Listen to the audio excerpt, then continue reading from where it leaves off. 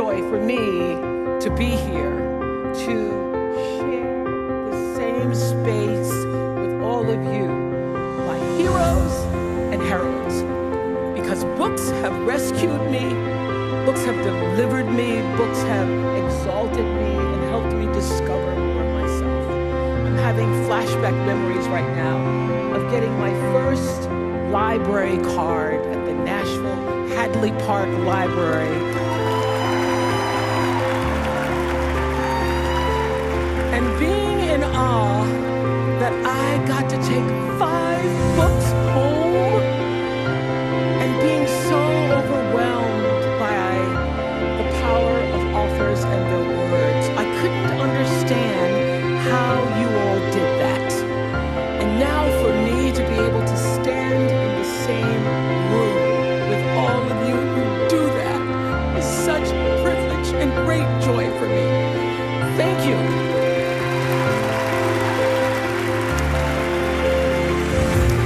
Thank you, Ruth Dickey and the whole team at the National Book Foundation. Thank you, LeVar Burton, who loves books as much as I.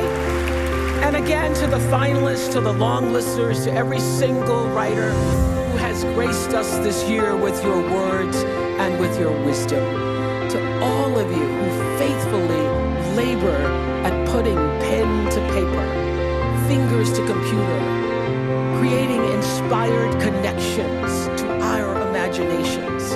Thank you for all the momentous relationships that you have built with us through the magic, the majesty, and the simplicity of your words. So, the book club, Oprah's book club. I know there are a lot of book clubs now, but we're the OGs, okay? Hello.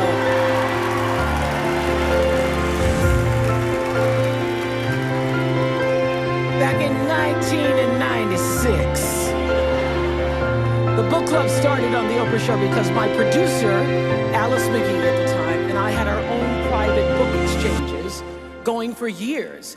And she suggested one day, she said, since you love books and authors so much, why don't you share your excitement with our viewers? And I said, Alice, you cannot do a show with authors who write fiction, because the audience is not going to know what we're talking about.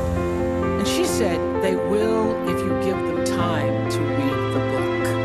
And 27 years and 103 book club picks later,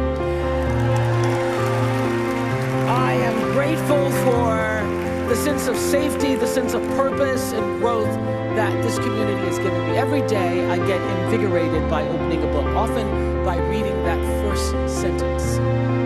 First, I got myself born, says Damian Fields on page 1 of Demon Copperhead. Thank you, Barbara King-Solver.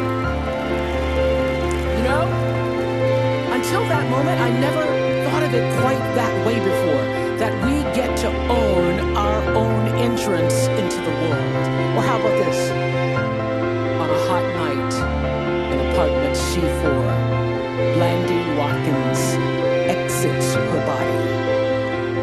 She's only 18 years old, but she spent most of her life wishing for this to happen. That was Tess Gunty for the Rabbit Hutch.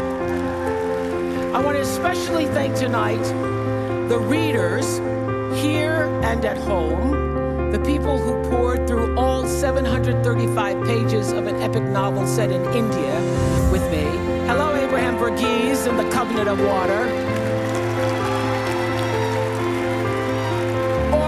Wept over a memoir or opened their minds to the ideas of a non-fiction book about our culture and our world, not to mention all those young people out there who found their voices in books written for them or by them.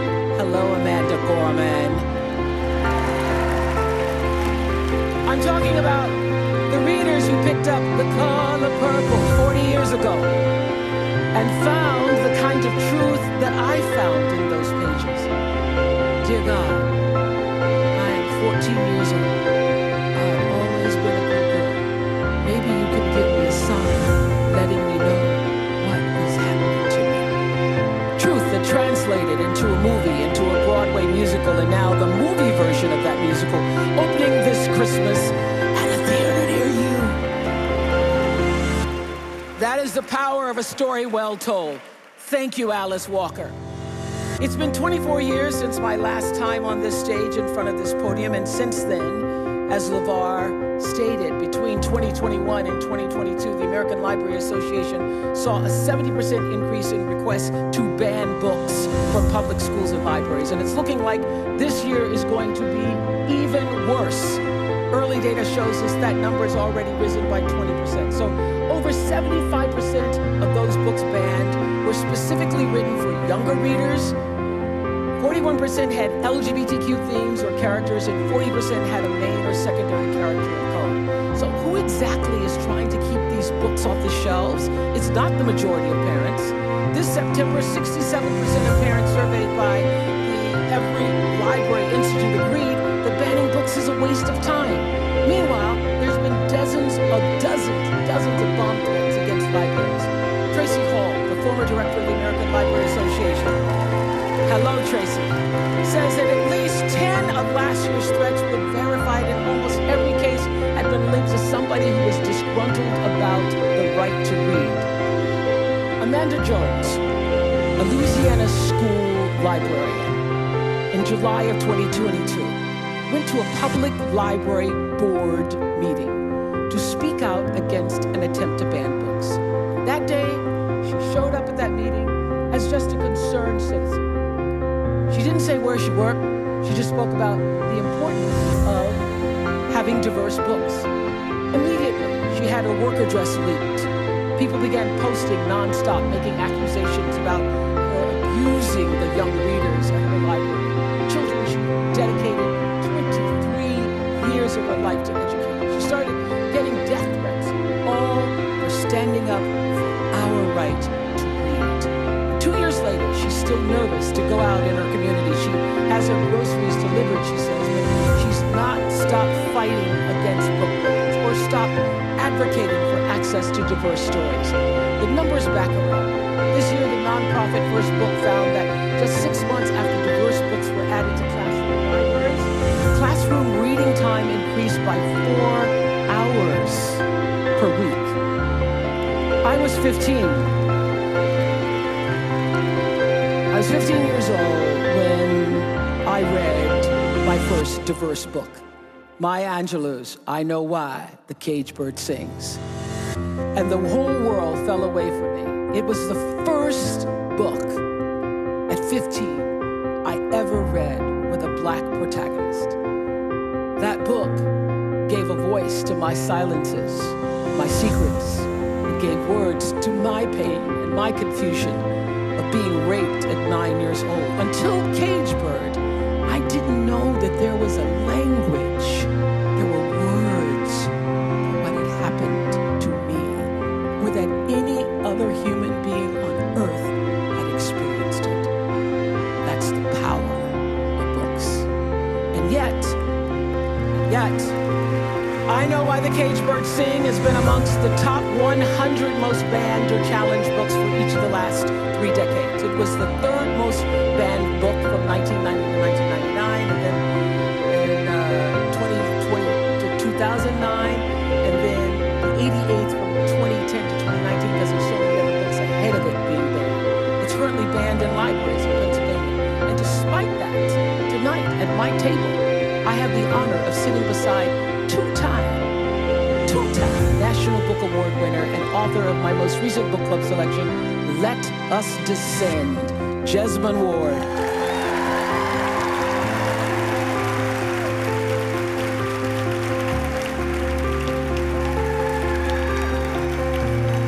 In 2022, Jesmyn's first novel, Salvage the Bones, was challenged in Guilford County, North Carolina. And thanks to the efforts of teachers and parents and students and citizens, just ordinary folks, came together, stood together. The book remained in the high school curriculum because the community said it should and would. Make no mistake, to ban books is to snuff out the flame of truth, of what it means to be alive, what it means to be aware, what it means to be engaged in the world.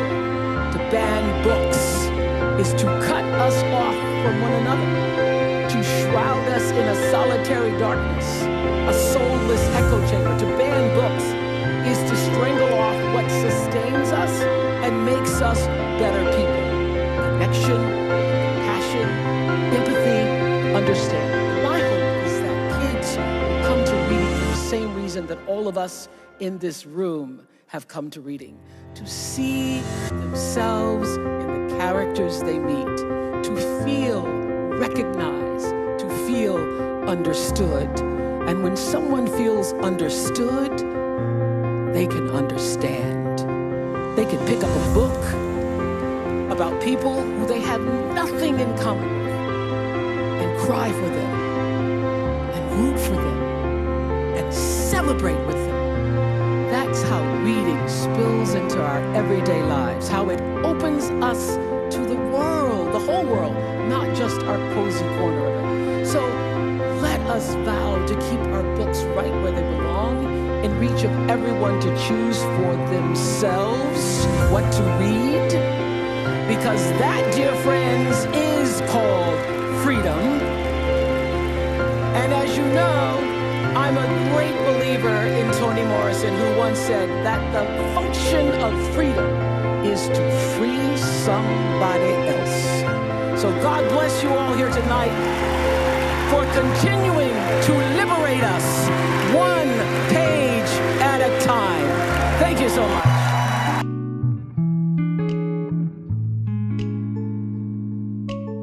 To see you. So good to see you. I was a philosophy major, and Aristotle, of course, talks about the power of reflection. So to hear you reflect about everything you learned on the show, and as you write in the book, the Oprah Winfrey Show is a front row seat to unhappiness. Yes. You know, I learned it was my greatest classroom. I've never had a therapist, but I had so many therapists on the show. I got my therapy from the Oprah Show, and I learned so much. So when I first started having conversations with families from, different walks of life, that's when I came to understand that there is a common bond that we all share, that we're all really seeking the same things. And knowing that that thing was happiness came from the show. And every day I would sit and talk with the audience for a half hour, sometimes 40 minutes. The producer would be like, oh my God, when is she gonna let go of the audience? What I really want is to have a conversation with the audience to see, why did you come? And what did you get from the show? And did you benefit at all? And why do you watch? All of that. So 10 years in, the audience became my focus group. I would always ask people, what do you want? What would it take to make you happy? And most people, when I say, what do you want? They just say, I just want to be happy. Tell me what that looks like. And as the years progressed, women were more able to identify what that specifically was. But when I first started asking that question in the mid-90s, they would always just say, well, I just want to be happy. I just want to be happy. What does that look like? Define it. Define happiness. Define it. And what I realize is that most people have never defined it. And then they'd say, well, I want my kids to be happy. Well, that's your kids, but what do you want?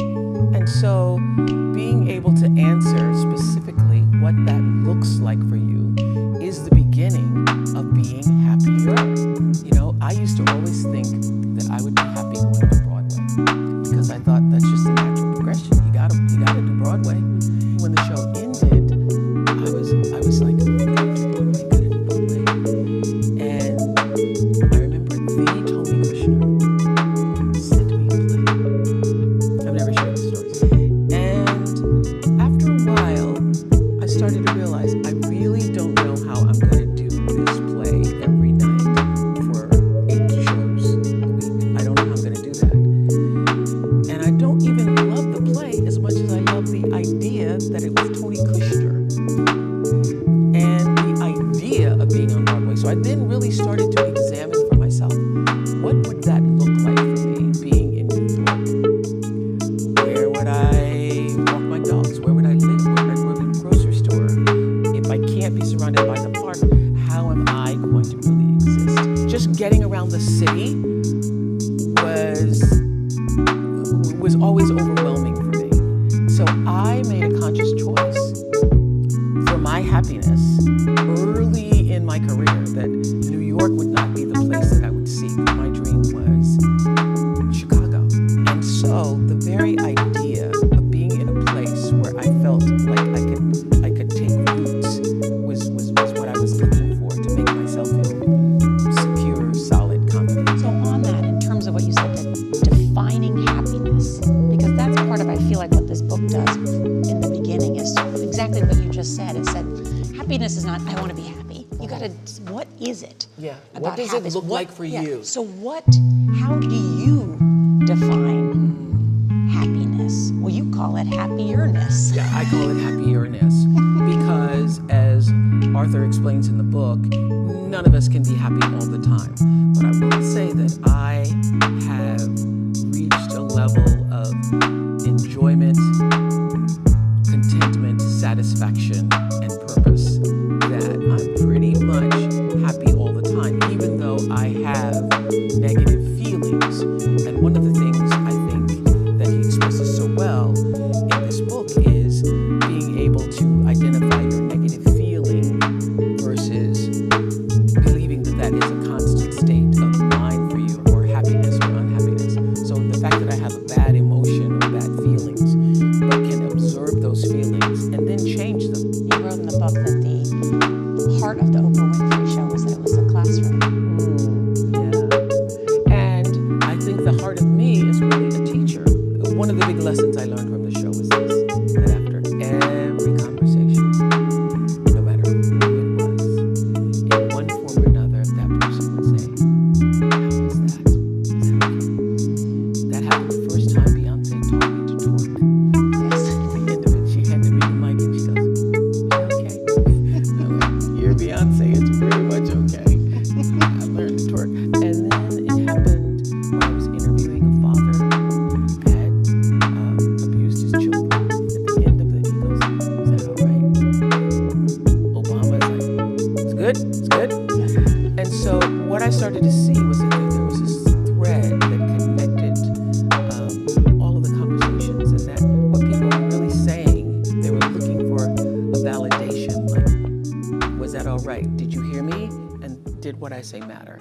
And I could tell you after every interview, I'm sure it happens to you in one form or another, the people are looking to say, was that okay? Why do you think we're in a happiness slump in America? Ooh, I will tell you, one of the most profound reasons, I think, is because everybody is looking at other people's social media, what they believe to be other people's lives, which is only a snapshot of other people's lives, and feeling envy about that. And one of the things that Arthur and I talk about in this book is that envy is the great destroyer. The happiness killer. It is the happiness killer. And so anytime you're looking at anything else with envy, you have already killed your own happiness or your ability to be happier in that moment and probably in moments to come. So I, coming from where I've come from, rural Mississippi, never imagining the life that I have, for a long time, I have felt that I had enough, even though I kept getting more. But inside myself, I feel that I am enough, which is one of the great lessons. What is at the root of most people's dysfunction is that you don't think that you're good enough. You don't think that you're worthy. You don't own your own essence and your own power. You're right. One must recognize that the person in control of your happiness is and forever will Yeah. be you. Yeah. I wonder, how would you advise, given everything that you've been through in your life and talked about in your childhood, how does one take agency over their life and their happiness? Oh, I love this question. I know this, that many of the things that have happened to you have also happened for you. And that I learned when the crisis or the challenge showed up for me, I immediately would ask, sometimes out loud, but certainly in my own conscious spirit, what is this here to teach teach me? And how can I get that lesson as soon as possible? And this, I guarantee you, the moment you have the conscious realization of, oh, this is why this is here, showing up to allow me to see whatever that is in your life, it changes for you. Unhappiness is not the enemy. No, it is not the enemy. The unhappiness, and if actually, one of the things that's so powerful, I think, about what Arthur has written specifically is about how your emotions are there to allow you to feel the feel and then take the wheel of this feeling that I'm having. I'm having this feeling, and now I need to do what? And not to allow yourself to be overcome by the feeling. So you have a feeling of anger, you have a feeling of sadness, you have a feeling of disappointment. Doesn't mean you are those things, you are those emotions. And so now what am I going to do now that I'm feeling disappointed about a certain thing? How did you find Arthur Brooks? During the pandemic, I was in search of fuel to keep myself inspired, to keep myself open to possibility, to keep myself hopeful. And I started reading his column in The Atlantic, and then looking more and more forward to that column every week on how to build a life. That column was called How to Build a Life. And then I invited him for dinner, and he is the perfect person to have for dinner because you just probe his brain about all the things you've ever wanted to ask about your own emotions and searching for happiness and well-being and all of that. So I am the kind of person, as you know, that believes that life is better when you share it, whether that's bread or information. And I called him up and I said, what you should do, I think, is take all these columns that you've written and put them in a book, because I think people would really benefit from having all of that information in one space. And he said, okay, I think that's a good idea. Where did the idea come to write a book together? Well, he said, why don't we write a book together? And I said, well, you're the one, you're the professor. You're the one who's mastered in it. And he said, well, you've mastered too. You just don't teach it in the classroom. And I thought, well, that is true. And so I agreed to do it for that reason. He said that when you called him, he was incredulous about, meeting him, talking to him. Really? Yes, he couldn't believe that Oprah so was funny calling still. Arthur Brooks. Yeah, and sometimes that happens when I call up people for book clubs and they'll say, no, it isn't. I go, yes, it's Oprah. Oprah calling. When we come back, Oprah tells us the ingredients to happiness.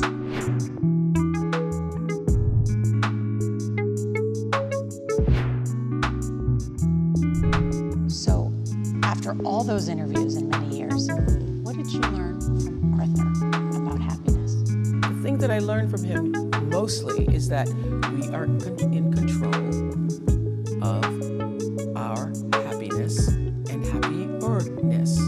You get to decide whether or not you choose to be happier or not, and it's not the circumstances. And why do you call it happierness? Because getting there, it's not a destination, it's a direction. Yeah, I love that, and I love that term. Yeah. Because we here in the United States, our Declaration of Independence says we have the pursuit of happiness. We think the pursuit of happiness, we don't think that we're just supposed to pursue it. We think we're supposed to have it. We think we're supposed to have it.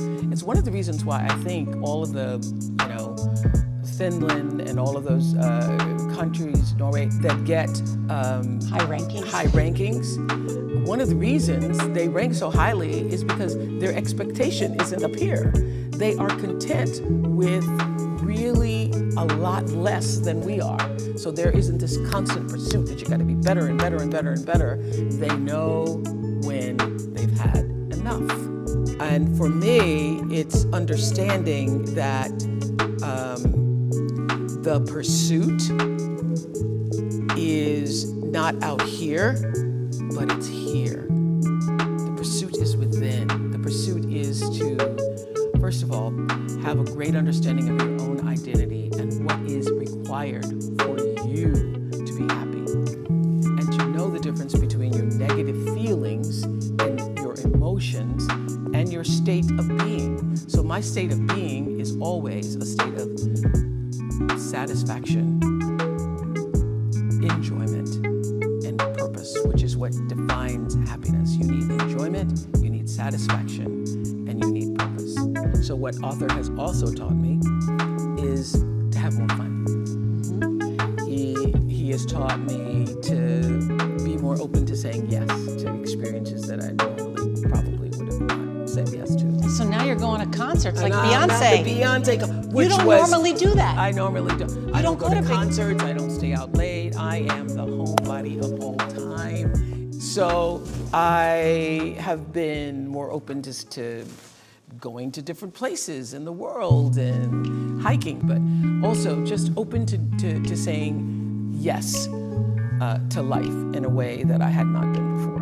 And I think sort of distilling in so many ways what you've learned all of these years too, and the ingredients too, if you're thinking, how do I get to happiness or happierness?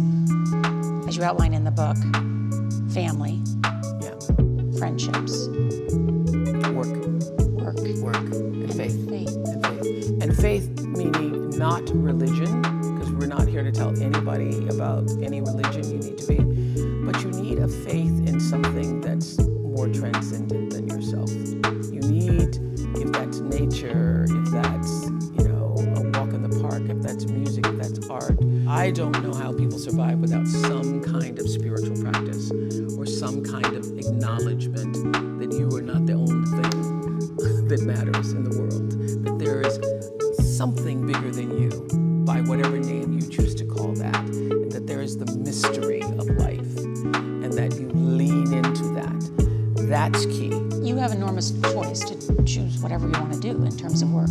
So what was your intention in working with Arthur on this book? My intention was to spread the message that you cannot control all of the external circumstances in your life, but you can control how you feel about those circumstances in your life. And once you recognize that you are it boils down to the thing that I do when I go to teach in South Africa to my girls. I always teach a class called Life 101. And at the end of that class, I leave them with the poem Invictus, which I learned when I was 8 years old. The last lines are, I'm the master of my fate, I am the captain of my soul. And so what that taking control of your emotions and not allowing your emotions to control you, taking the wheel, allows you to be the master of your fate and the captain of your soul, and to do that with greater happierness. I love Invictus, and if I had on short sleeve shirts, you would see my goosebumps. Really? And why did you get goosebumps? I had written that down before many times, but to hear you say it, and also because the stories we learn as young children, and then the stories we tell ourselves, Yes. the songs and lyrics and poems and phrases and quotes that we repeat, what we tell ourselves becomes truth. Yes, yes. It was the very first, big person's poem that I memorized and then grew to understand what that actually means. And so being able to be the captain for yourself and master your own fate begins with mastering those emotions. So I think that's one of the most significant things that Arthur has to teach us about being happier. And when we come back, Oprah tells us her first thought every morning.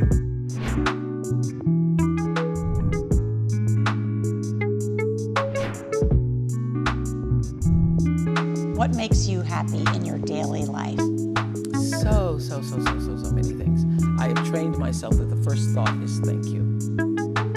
That is my first thought. And then I move from what do I have to do, or what is this day? What day is it? Oh, I'm in New York. I'm talking to Nora later. But my first thought, no matter where I am in the world, is thank you. And that is also my last thought going to bed. Is Oprah ever envious? It's just not a part of my... Ever? I can't. I'm happy for other people's happiness. I'm really happy when other women rise. I mean, when I heard you were going to be doing the evening news, I was so happy for you because I remember when Barbara Walters first did that with Harry Reasoner and how horribly she was treated during that time. And at the time, I was being treated horribly too, you know, by even the local anchor. So for you to be able to sit at the helm in that seat, I'm nothing but happy for that. Do you remember you called me? You just talked about being someone there in the unique role of being able to travel the world as a woman and tell the most important stories in the world. That sounds like me. That sounds like me. Yeah. I felt proud for you, and I felt I understood, having seen this from another perspective and been much older than you, that wow, that is a really big deal. That is a really big deal. You have the gift of letting people see something that they cannot see themselves. Do I? You do. Okay, I accept that. Yeah, I think that's your gift. I mean, that's what you do with this book. That's what you did for me at that moment. I think that's why Arthur and I are so complementary to each other, because that's what I've been trying to do my entire career, is help people see the fullness of themselves. Just holding up a mirror so you can see, even when you're looking at the most dysfunctional people that I'm talking to on the show, you can say, well, I'm not that, and I don't want to be that, and oh, if they were able to triumph over that, I could triumph over that. And so now this opportunity to do this through a book and perhaps maybe a podcast, or however we can spread the word that your happiness, your happierness is going to be up to you. And it's up to you to be the master of your fate, the captain of your soul, and most importantly, the master of your happiness. No matter what, I'm going to be okay. And I think that's what this book helps you get to. No matter what, I can be in control of how I choose to react regardless of the circumstances.